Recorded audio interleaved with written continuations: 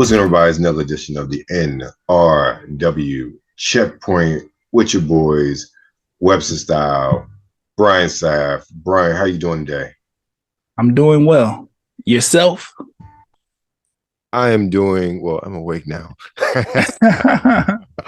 so I'm doing good. I'm doing very good, man. Let's talk about some games, man. It was a weird week because this is a week where we saw, I would say, half of the games that were released were games we've covered already, really in the past year. Some are just coming to various platforms from last year. So when I talked about those others, literally some came out last week and they just come out for different systems. So we didn't talk about those either. We're just going to talk about those games that are brand new for this week, except for one. And there's a special reason why I kept that one on the list, really to bash Sega. Yeah, great. So let's get into the first one of the week, and that's Alien Dark Descent from the PS on the PS4, 5, Xbox One S, X, and P. Is a strategy game, or PC, I should say. It's a strategy game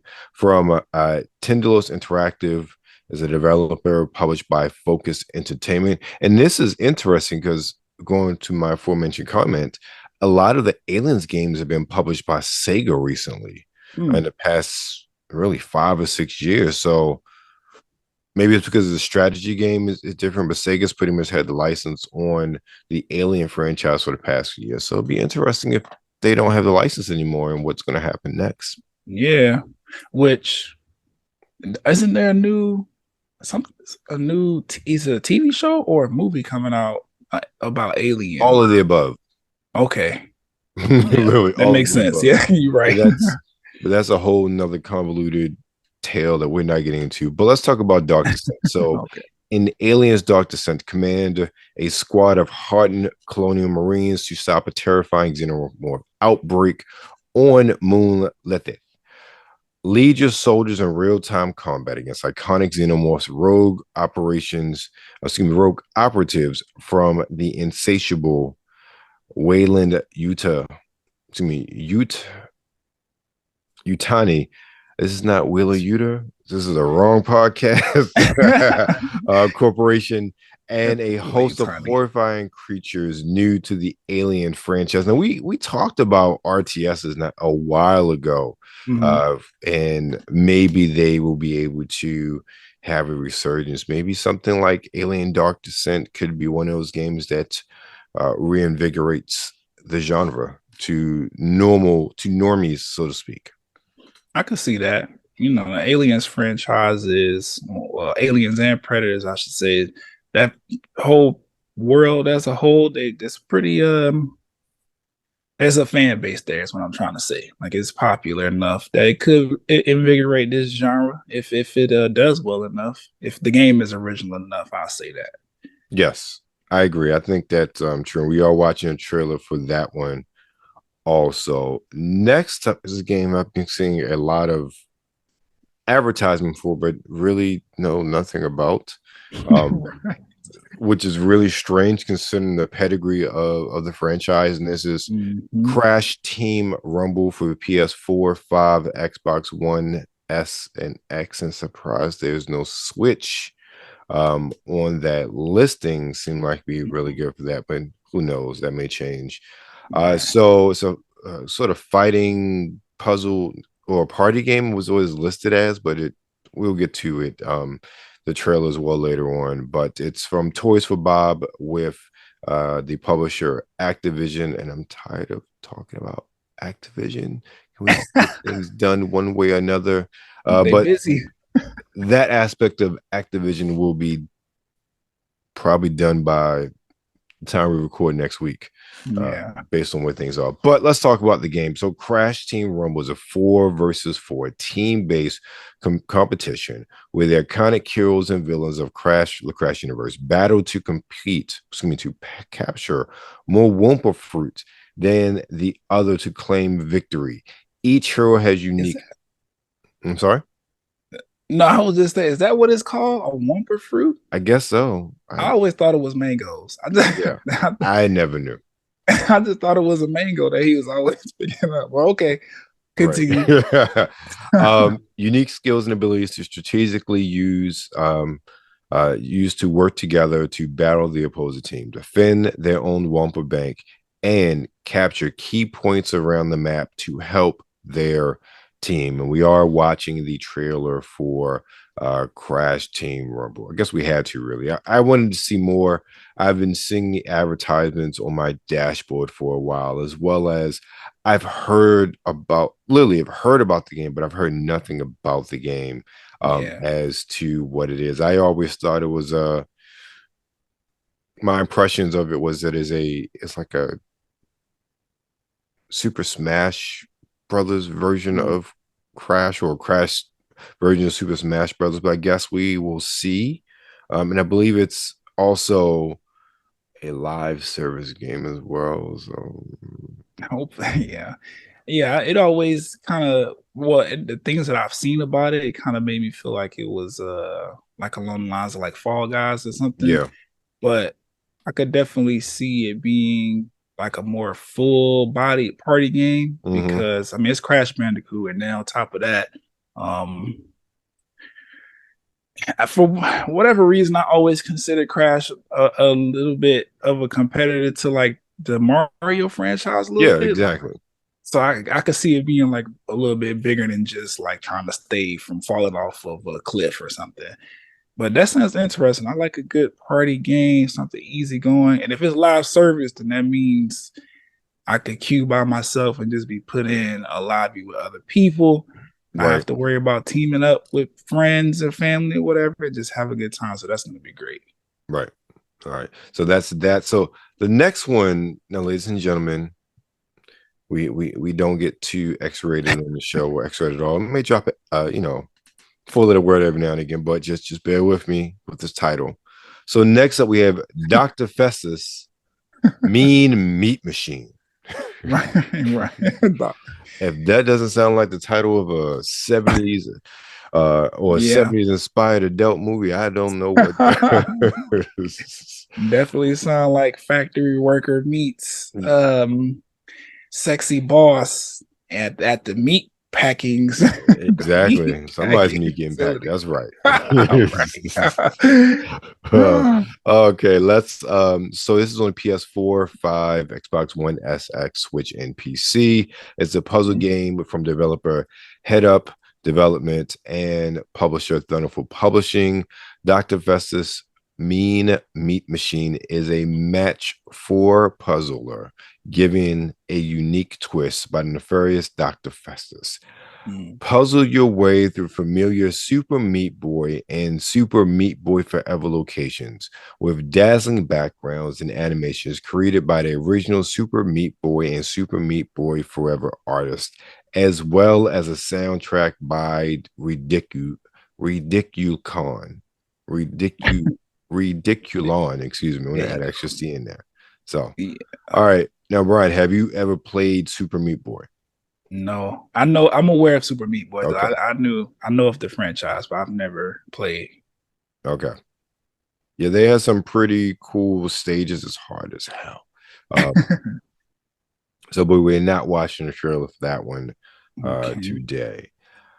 But if it's anything like Super Meat Boy, I know about the difficulties since the public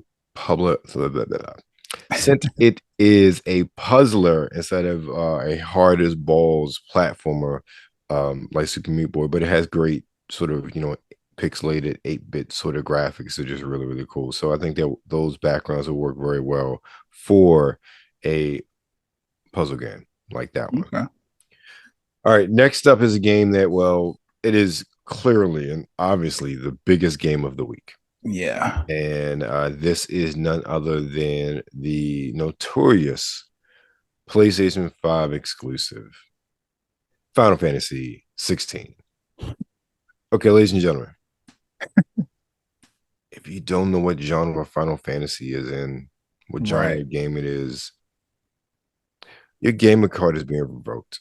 Like, straight up. Right. That is one series that, hey, yeah, you should know it's an RPG. Yeah, definitely. From a publisher developer Square Enix, Final Fantasy 16 is set in the fictional world of Valesthera, a world divided between 6 nations who hold power through access to magical crystals and dominance. Humans who act as hosts for each nation's icon. Tensions between the nations escalate as a malady dubbed the Blight begins consuming the land. Clive Rossfield, guardian to his younger brother Joshua, witnesses his kingdom destroyed and goes on a revenge quest in pursuit of the dark icon Irift. I love the description. Yeah. That sounds like an epic sci-fi sort of tale, sci-fi fantasy tale. Definitely. This one is actually on my list of games to purchase this year.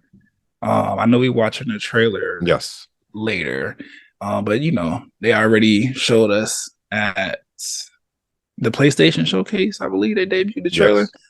Either way, it looks great, and I'm really excited just based off the trailer, obviously, but the description is very, very.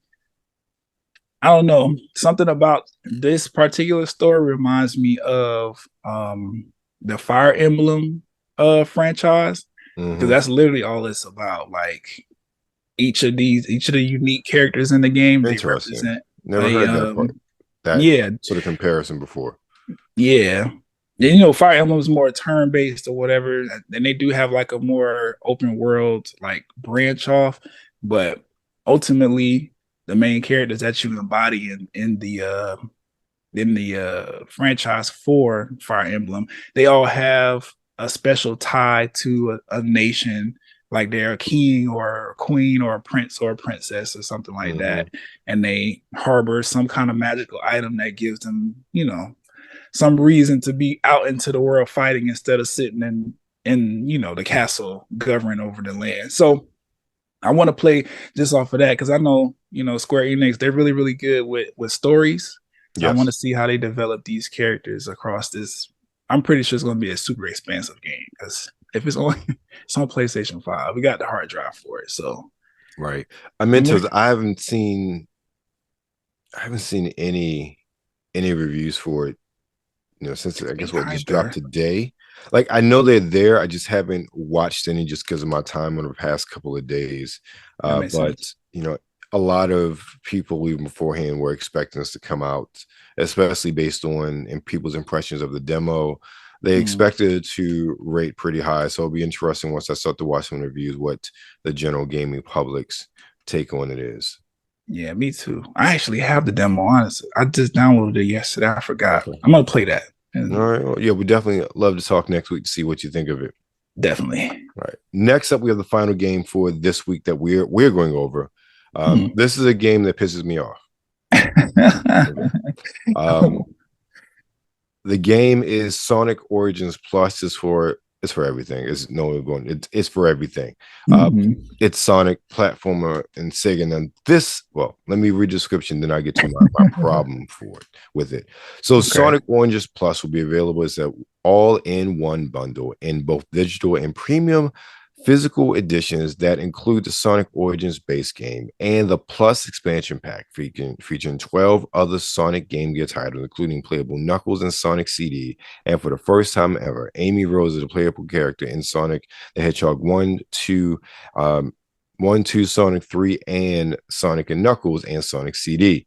This pack also includes previous release add-on content, extreme missions, mirror mode, new character animations, and additional backgrounds and music. The premium physical edition will also include a 20-page art book and reversible cover sheet that pays homage to the classic 1990s era of Sonic. Now, correct me if I'm wrong, it's maybe been about 6 months since they released Sonic Origins. I think I feel like it's all less right. than that.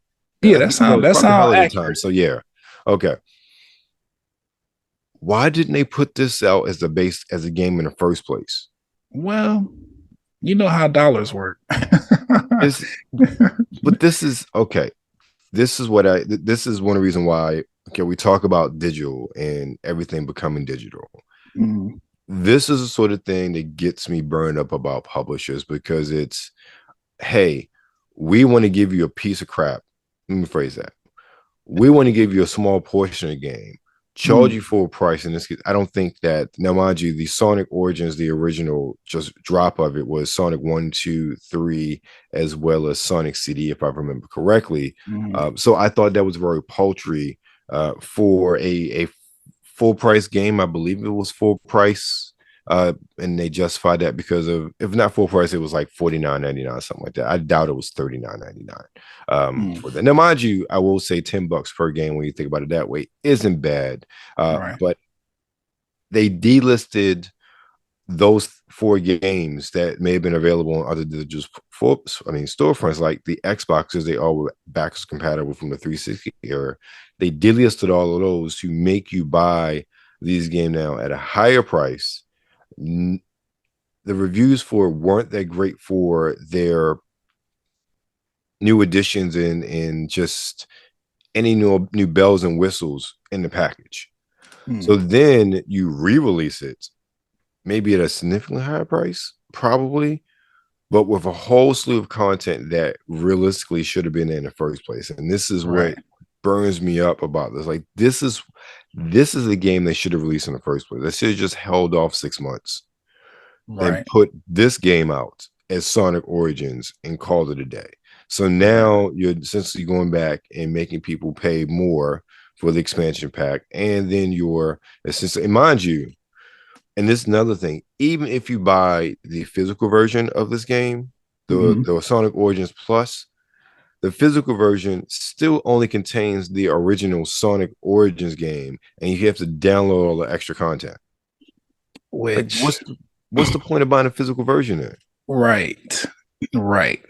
So, and see, I don't know if Sega's, trying to do whatever they can to, like, get some revenue coming in, because I don't know what the strategy is behind this, or what plays they have in the future that will make this make sense later. But I don't think it's this I don't think it's the smartest move to keep, like, playing with the core fan bases of these popular franchises like that.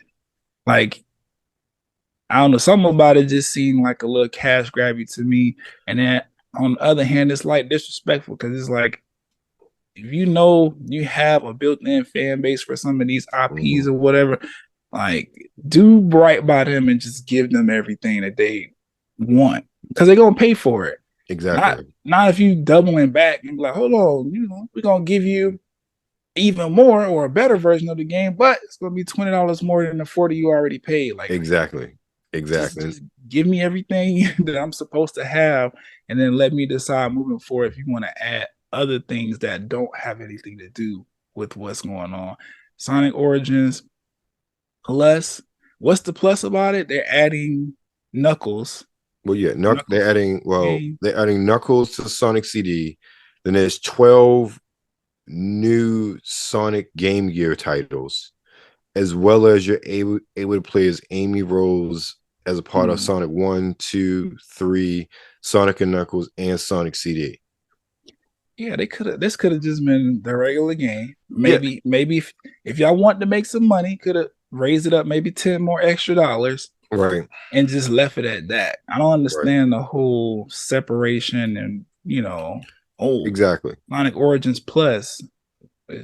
It's not plus. It's what should have been there in the first place. Exactly. That's exactly what this is what you should have released in the first place. Especially to justify. And I don't know about you, when you're a gamer for a while, you've purchased several games several different times, whether on purpose or just it kind of happened because you got them as part of a bundle or something like that. Like I literally have Sonic 2 as well as Sonic. I have Sonic 2 and Sonic CD on my Xbox. Both of those purchased. I've on my DS I got the Sonic whatever collection. I had Sonic 1, 2, and 3. I also have a Genesis Mini, which has Sonic 1 and 2. I'm trying to think, do I have those games anywhere else? No, and I keep stopping myself from buying that Sega Genesis collection, which has some of these games, because again, I'm double dipping again. So if you, as a gamer, and most of us, like I said, have some of these games in multiple places on multiple platforms that we can play them over the years, if you want to entice me to buy them all over again for a third, fourth, fifth time, then you need to come with a package that makes me want it to. And when they released Sonic Origins, I remember saying, this is not something that makes me want to buy these games again. Right. If this is what they would release in the first place, that I think would have been a very enticing offer. But the fact that you've released all that content after the fact, 6 months later, as a plus, that makes me think you did that on purpose to try to get more money out of folks. Which I know we're probably not gonna see the effects of this, like, rather, well, maybe we're not gonna see the effects of this like anytime soon. But I do envision a future where gamers as a whole are gonna hold off on buying games when they first release for this very reason. Already seeing we're seeing too much of that now. Games coming out broken, and it's not even, like, this game wasn't even broken, but it was just the fact that it's not finished. It's not the whole finished. Game. And we're seeing that if you, okay, let's be real. I am not a game developer. I am not a publisher, but I would bet a good amount of money that it's a lot easier to get this done, and you could do it in a lot less time than, say, Jedi Fallen Order. Right. I can see that. And I'm not saying there's an excuse for any game for coming out half-baked, but I will give that game more of a grace because it's a AAA, quote-unquote AAA game release that's on current-gen hardware only, compared to another collection of Sonic games from the Genesis and Game Gear. Right. And then with Jedi Fallen or whatever, that's a game that's pretty much being built from the ground up. Like, that's right. It's a brand new title. These are repackaged, repurposed games that generations have already played and beaten, and only will pick this up for nostalgia purposes. Right. So I don't know. Sega didn't do better. Yeah, they didn't do better on that one. All right, let's get into our trailers. First up is Aliens, or Alien Dark Descent. So let's see what this is about.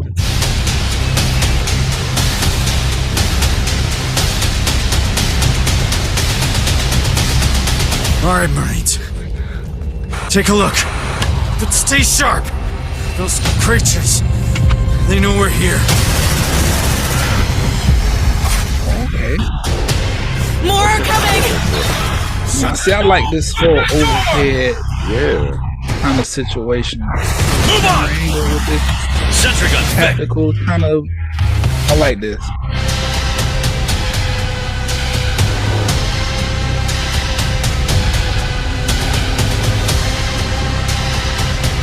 Suppressive fire! Let's get out of here! Focus fire on target! Wayland Yutani, building better worlds. It looks pretty cool. Okay. It does. I actually want to play that. Yeah, me too. I wonder. That makes me, I was talking about Sega and them publishing. They had a Aliens Fireteam game not too long ago as well. I need to check out, see who published that as well, because I know that Sega did the Alien Isolation game. Okay. Which was very well received. Fireteam not so much, but this looks like one that could really garner some good feedback and good reception from the audience, because this looks something totally different, but it looks fun and exciting as well. I'm not really into strategy tactical shooters, but this looks fun to play. Yeah, it does. And that overhead like camera angle, right? That's like, I'll crave games like that, because I'm not unless I'm with a party of people that I like my friends or whatever. Yeah, I solo queue like all of these online games, whatever these co-op games, and 3 in a party. I solo queue those. So the difficulty with that is if it's from a first person angle, you can't see your teammates on the camera unless they're in your line of sight. With this camera angle that they're using here, it gives you the opportunity to like see everybody, know what's going on. If you need to adjust based on something that another player is doing that you can't speak to or whatever, you can easily do that because you can see them on your screen. I like that. And that makes me really want to play to see how that mechanic works out as a whole. Because team-based games, they don't, at least in my opinion, they don't do a very good job at forcing you to play as a team. It's like, look at Apex or whatever. That's pretty much an open world battle royale. Of course, you're in a team of 3 or whatever, but if all of the players decide they want to go off and do their own thing, you can. Sure, it'll increase your odds of losing. It'll make the game very hard because you won't have your teammates with you to help. But you can essentially play the game as a solo player. This one, it looks like it's going to make you be like, nope. As soon as somebody starts going away, the camera angle is going to pull back. It's going to get really, really hard to see. So you guys need to stay as a huddle, as a group, so that you can all operate correctly. I like that. Right, I agree. And I love how they, at least in the trailer, really capture the look, feel, and the suspense of particularly the original Alien. That's why I think it's more Alien than Aliens. I think maybe the other game is Aliens Fireteam, because that looks more so like Aliens, but this seems to really capture the suspense of Alien in that tight quarters aspects of it as well, with this game. So all right, I'm definitely looking forward to this. I'm gonna check this out. Me too. All right. Next up, we have Crash Team Rumble.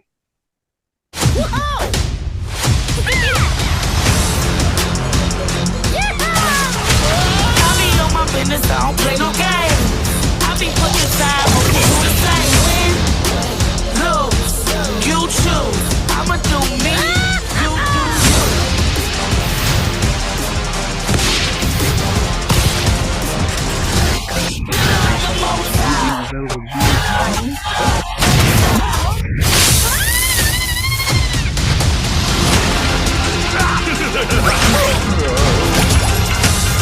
They'll get every last one of you.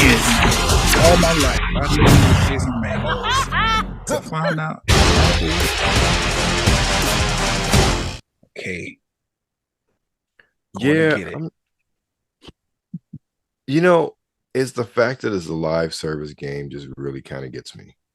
Why you say that? Simply because it's one of those things where you can't just play. You have to get on. You're really dependent on servers. Yeah.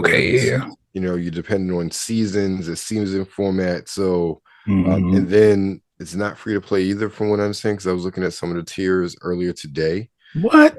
Yeah, exactly. Like I think the base is like $29 or something like that.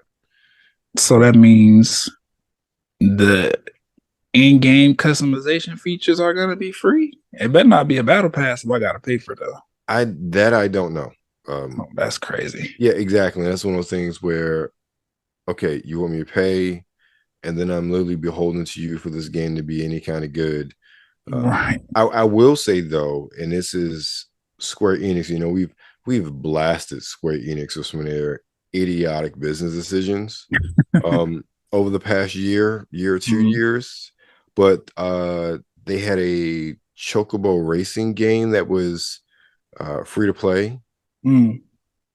They ditched the free to play model and are repackaging it as a standalone game now. Okay. So maybe if something like, and that's something I hope that many publishers or really look to maybe try to pivot if the free to play model doesn't work and just releases a regular standard release with all the DLC and all the extra stuff. Because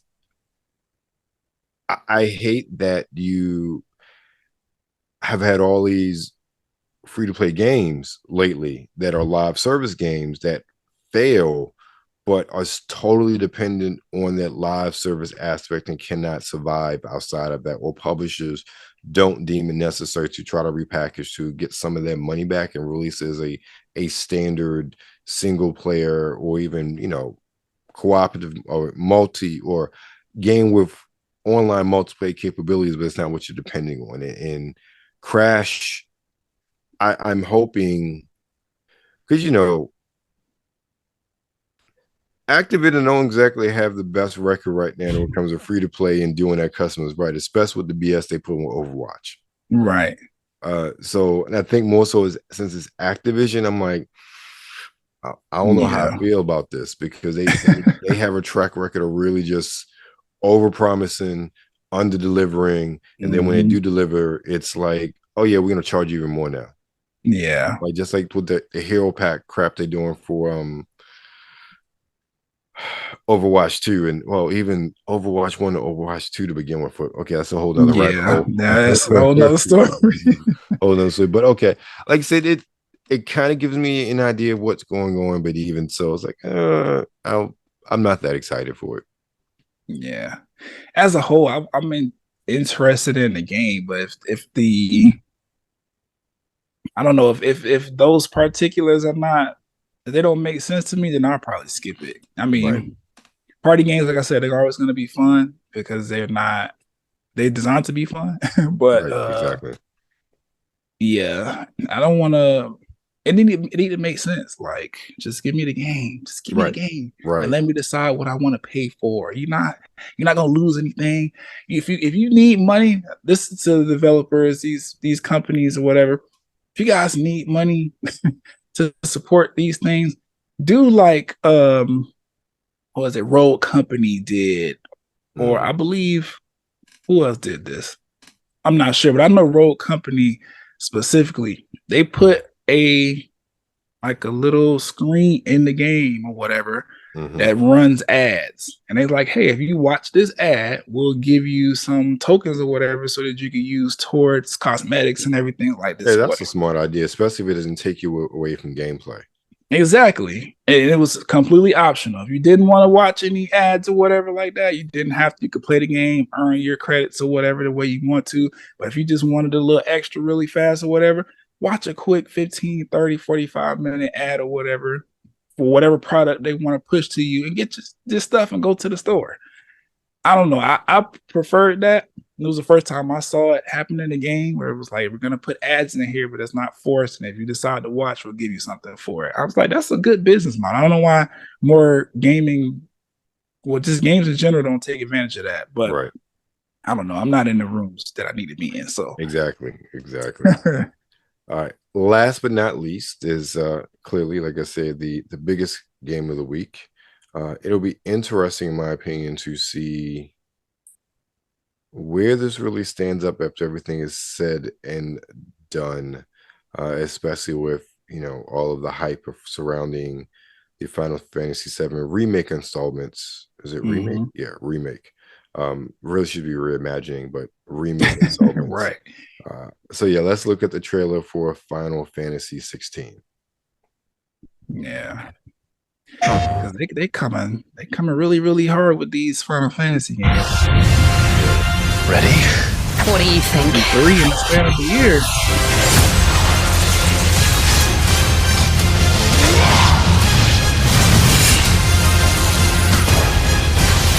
Looks amazing. It does. I was about to say, really digging this trailer. I'd heard rumors that you'd survived. Lord Rosfield, I've been looking for you for a very long time. I'll tear you apart with my hands! Try it. Now die!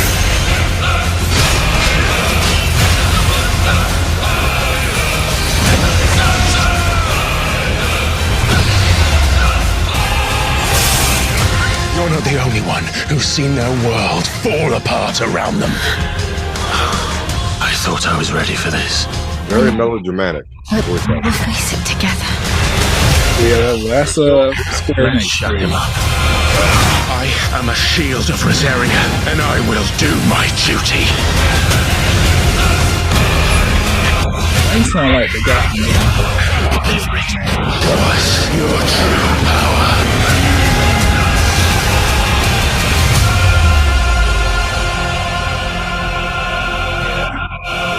And shout out to Square Enix for always having a creative art design for their like titles and logos, whatever. Obviously, you know, we get the same stylization for the letters, but it's always like a cool like picture surrounding that thing. I always noticed that.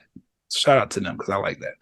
Game look fire though. Let me ask this question, and this is something, and I've seen bits and pieces of the game. But this is the first time I've sat and watched like a full trailer of the game. And so with my comments on this, I'm not sure if it's just the trailer itself and how it's presented and not necessarily the game, but I get a sense of, and I don't mean this to be like demeaning to the game or like it's crap, but I get a sense of sort of generic fantasy in generic fantasy in the generic as in how fantasy is depicted now in 2023 with our Dark Souls, with our Game of Thrones. It's that sort of vein to me, that sort of vibe. And again, it made me more so presentation, not so much the game itself.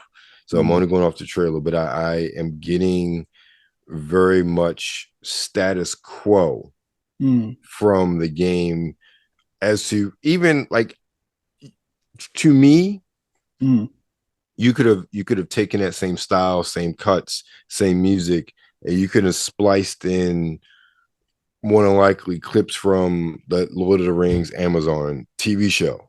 And it would have worked. Like so I'm getting that sort of standard 2023 2022 fantasy production from this, which is not a bad thing per se, but it's like, okay, it feels familiar, and that's the best thing I'm trying to say. So it doesn't stand out as much to me because this presentation feels familiar. I could see that. I think over the years, Final Fantasy, because at its core, it's a JRPG. Where is JRPG? Yeah. So I mean, you look at the current state of anime, it's very much I don't want to say geared towards Western culture or whatever, but there are a lot of things that are happening within that space where it's like, oh no, they want US people to really like this stuff, which is fine because we do. But I definitely can see what you're getting at. They definitely picking up some of the tropes that have been popular within American fiction and fantasy and incorporating those into what they've done. But that could also just be them recognizing that Japanese fantasy and fiction has become a little bit repetitive. Right. Because same tropes. I bring up anime.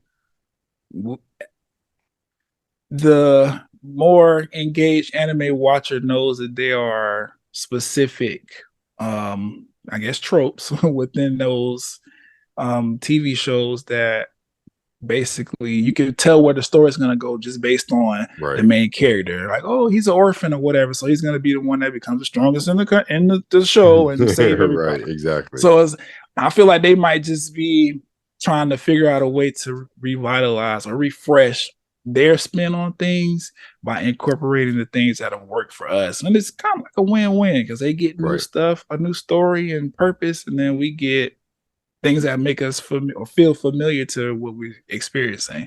Right. So I see what you're saying. Yeah, that's interesting. I didn't pick up on that. Yeah. But it looked good, though. It does look good. I will never knock that. All right, ladies and gentlemen. So that's it for the gaming of the week. Brian, what's going on with you this week? So I'm in the midst of writing a new episode for the Talk+Play blerdcast.